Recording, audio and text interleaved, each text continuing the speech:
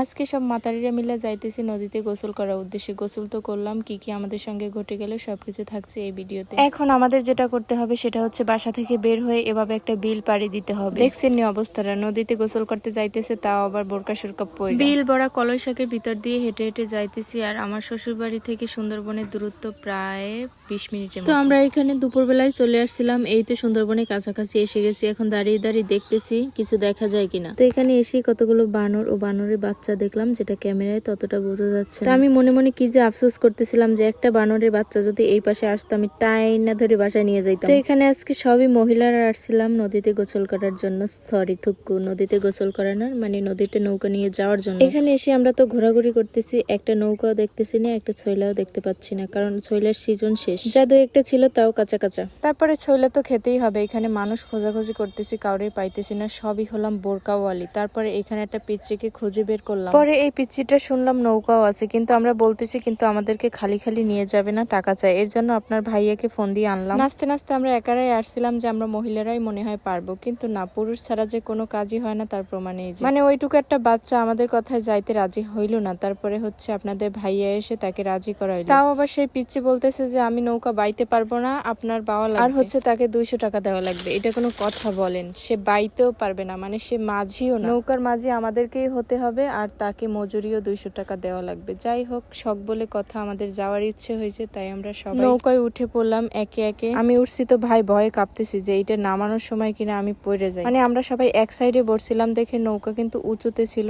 নামানোর সময় কিন্তু আমাদের অনেক ভয় পাইতে হয়েছে। হয়তো সেই ক্লিপটা দেখলেই বুঝতেন যে কতটা ভয় পাইছিলাম। মানে সবাই চিল্লাইয়ে একসাথ করছে এমন অবস্থা। মানে আমরা ওঠার সময় যে বোকামিটা করছি সেটা হচ্ছে সব মহিলা ভারী কয়েকজন এক সাইডে বসছে, এজন্য নৌকা একটু ডুবু ডুবু অবস্থায় যাচ্ছিল। আর এই হচ্ছে আজকের মাঝি, মানে আজকের মাঝি হচ্ছে আপনাদের ভাইয়া। আর এইখানে কিন্তু নৌকায় ডান্স হচ্ছে, গান হচ্ছে, মানে আমরা লিটল সিঙ্গার তারপরে হচ্ছে ডান্সারদের নিয়ে আসছি। এই যে আপনাদের ভাইয়া কত কষ্ট করতেছে দেখছেন আমার জন্য। এখন আমরা হচ্ছে সারা দুপুর এই নদীতে নৌকা নিয়ে ঘুরবো। এই তো সে আবার গান শুরু করে দিছে যে সখী গো আমি প্রেমের ঘাটের মাঝি। আসলে আমার অনেক ভয় লাগতেছে, আবার অনেক ভালো লাগতেছে, কারণ এর আগে কখনো এভাবে নৌকায় উঠি নাই, মানে নদীর মাঝে। এখন আবার আপনাদের ভাই আবার আমাকে শিখাই দিচ্ছে কিভাবে নৌকা বাইতে হয়। বহুত তো ভয় পেলাম, এবার একটু সাহস দেখাই। আমরা বাগেরহাটের মেয়ে বলে কথা, সাহস থাকবে না সেটা তো। এই যে খুব সাহস করে পাও দুলাইতেছিলাম পানিতে, হঠাৎ করে মনে পড়লো যে কুমির যদি এখন এসে আমার পাও দুটো টান দেয়, আমার কি অবস্থা হবে। যেহেতু আমার ভিডিও ক্লিপ নিতেই হবে, সেহেতু ভয়কে জয় করে একটু ভিডিও করলাম, এই আর এখন আর সম্ভব না ভাই, অনেক থাকছে। এখন হচ্ছে আমি একা একাই নৌকাটাকে